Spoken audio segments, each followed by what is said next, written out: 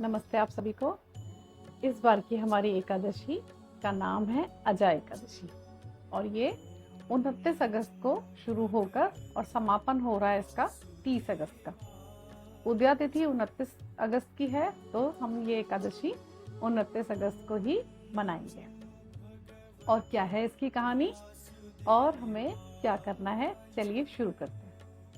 तो एक बार श्री कृष्ण और युधिष्ठिर में संवाद हो रहा था और युधिष्ठिर श्री कृष्ण से पूछते हैं कि प्रभु कोई ऐसा व्रत उपवास कुछ ऐसी बात हमें बताइए जो जन कल्याण के लिए हो और जो लोग सत्य के मार्ग पे चलते हैं उन्हें किन किन कठिनाइयों का सामना करना पड़ता है और कैसे अंत में उनको मुक्ति मिलती है। तो श्री कृष्ण कहते हैं कि चलो युधिष्ठिर, आज मैं तुम्हें एक ऐसे राजा की कहानी सुनाता हूँ जो सत्य मार्ग पर चले और अंत में उन्होंने कैसे अपने ध्येय को प्राप्त किया। तो युधिष्ठिर कहते हैं कि मैं उत्सुक हो रहा हूँ श्री कृष्ण महाराज, मुझे प्लीज जल्दी बताइए। तो श्री कृष्ण कहते हैं एक समय की बात है, एक राजा हुआ करते थे जो सत्यवादी राजा थे। आप देखो उनके नाम से पहले भी सत्यवादी आ रहा है, तो वो तो हमेशा सत्य का पालन करते थे, कभी झूठ नहीं बोला, कभी किसी के लिए कुछ भी गलत नहीं बोला। और आपको भी थोड़ा अंदाजा लग ही गया होगा, उनका नाम था सत्यवादी राजा हरिश्चंद्र। हाँ, तो सत्यवादी राजा हरिश्चंद्र क्योंकि सत्य बोलते थे तो उनको कुछ छुपाना उपाना तो आता नहीं था। जब आप सत्य बोलते हो तो आपको डर भी नहीं लगता, सोचना भी नहीं पड़ता, याद भी नहीं रखना पड़ता कि मैंने किसको क्या बोला था। तो ऐसा ही कुछ सत्य की राह बहुत कठिन होती है। तो ऐसे ही राजा हरिश्चंद्र के साथ हुआ कि जब वो अपने काम में थे और ऐसा कुछ हुआ उनके जीवन में जिससे कि उनको अपना सब राजपाट सब कुछ देना पड़ा और इस चक्कर में उनको अपने आप को भी बेचना पड़ा, अपने पुत्र को भी, पत्नी को भी, सबको।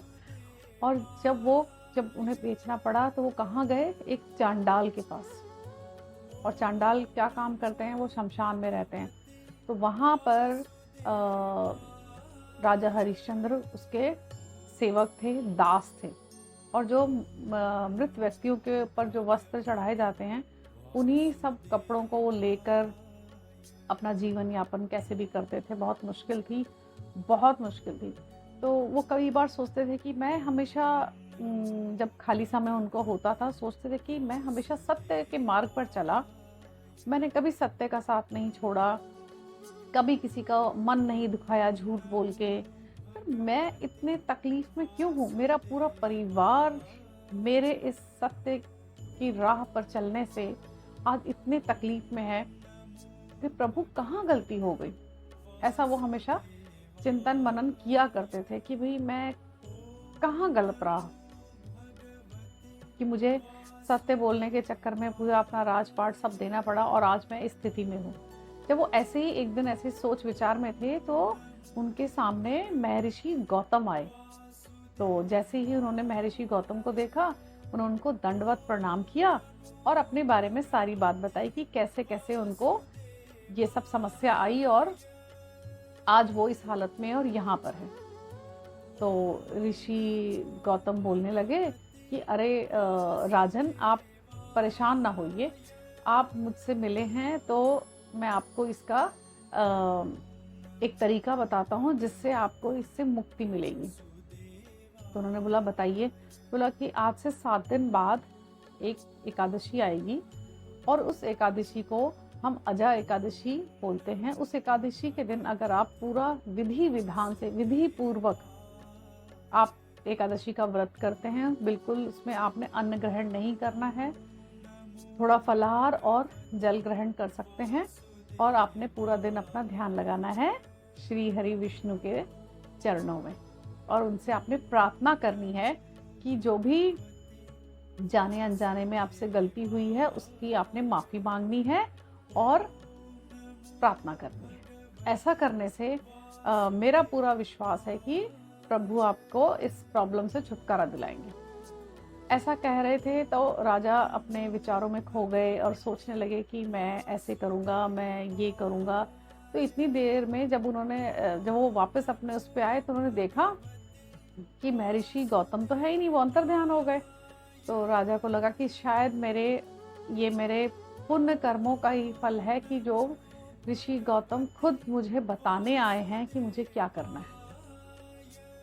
और उनके बताए अनुसार ठीक 7 दिन बाद जब एकादशी आई तो उन्होंने सुबह सबसे पहले ब्रह्म मुहूर्त में उठ के नहा धोकर और ऋषि के बताए अनुसार विधि पूर्वक एकादशी का व्रत किया और द्वादशी वाले दिन उन्होंने उसका पारण किया और जो कुछ उनके पास थोड़ा बहुत था उसका उन्होंने दान भी दिया। और दान देने के बाद उन्होंने श्री हरि विष्णु से प्रार्थना की कि मेरे वजह से जो मेरे परिवार को जो कष्ट मिला है उससे प्रभु अब हमें उसका अंत करो, प्रभु अब उसका अंत करो। ऐसा कहने के बाद उन्होंने अपने आप को पूरा भगवान के भक्ति भाव में लगा दिया। और आपको तो सबको पता ही है कि जब भगवान प्रेम के भाव के भूखे होते हैं और जब उन्होंने देखा कि ये राजा हरिश्चंद्र इतने भाव से मुझसे मदद मांग रहे हैं तो उन्होंने उनकी मदद की और उनको उनका परिवार मिला और उनको अपना राजपाट मिला। वो वापस अपने राज्य में गए और अपने काफ़ी समय तक उन्होंने वहाँ अपने राज्य में अच्छे से अपना राजपाट किया, प्रजा की सेवा की और अच्छे से रहे। तो हम भी सब भगवान से यही प्रार्थना करते हैं कि जो हम एकादशी का जो व्रत कर रहे हैं, कर पा रहे हैं और जो नहीं कर पा रहे हैं, ऐसा ज़रूरी नहीं कि हर इंसान ही अन्न का त्याग कर दे उस दिन। कई बार होता है कि आपकी तबीयत ठीक नहीं है, आप बीमार हैं, तो आपको दवाई लेनी है तो आपको खाना खाना पड़ेगा। पर एक चीज़ तो आप कर ही सकते हो, आप श्री हरि विष्णु का ध्यान तो कर सकते हो। तो एकादशी वाले दिन और बाकी दिन भी हमें भगवान का सिमरन करते रहना चाहिए। और जब हम सिमरन करते हैं और उसी के हिसाब से हमें उचित पात्र देखकर दान भी देना चाहिए। दान हमेशा उचित पात्र को देना है, भरे हुए को हमें नहीं भरना है। जो हम गलती कर जाते हैं, हमें देखना है कि क्या इसको सच में खाने की ज़रूरत है, कपड़े की ज़रूरत है या किसी और चीज़ की, और हमने अपनी यथाशक्ति से दान करना। ये नहीं है कि हम इतना दान करने के बाद में हमें लगे कि अरे तो मैंने ज़्यादा कर दिया, इतना तो मुझसे नहीं हो पा रहा।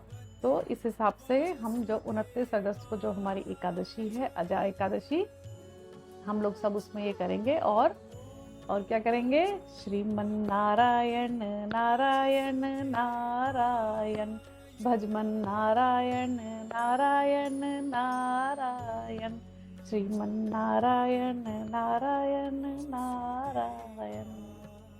ओम नमो भगवते वासुदेवाय नमः।